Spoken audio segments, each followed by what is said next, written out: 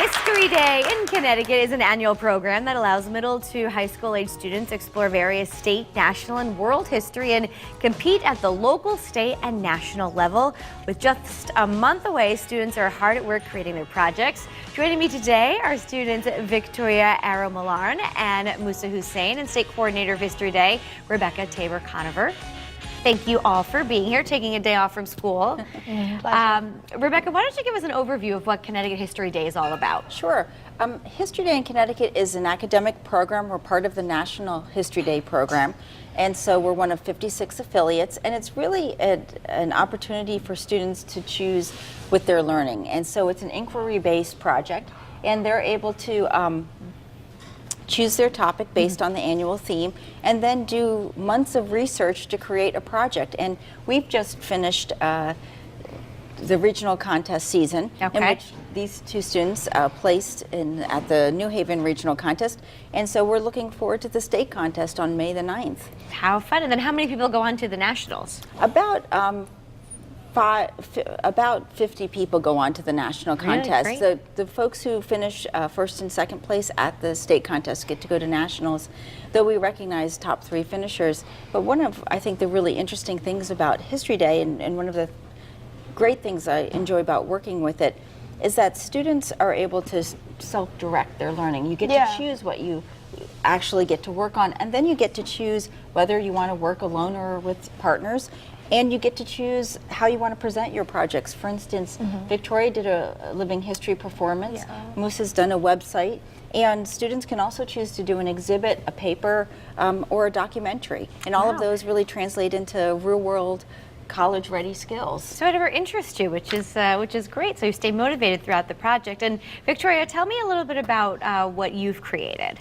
So my group, I and 3 other girls, we worked together and we created a performance on Daisy Bates fighting for integration with the Little Rock Nine. So, so there's 9 students. Well, there was originally 10, which is something I found interesting, but 1 girl dropped out. So there was 9 students who integrated Central Rock High School in Little Rock, Arkansas. And they were the first students to integrate it in 1957. Yes. And Daisy Bates coordinated all of it. She was like the orchestrator of it. And you're actually wearing your costume, right? So this is my costume, the one I wore for the performance. Great. Well, I actually played different people, so this was my main costume. Very nice. And Musa will bring you into the conversation. You both won last year. You took part in this. So tell me about this year's project.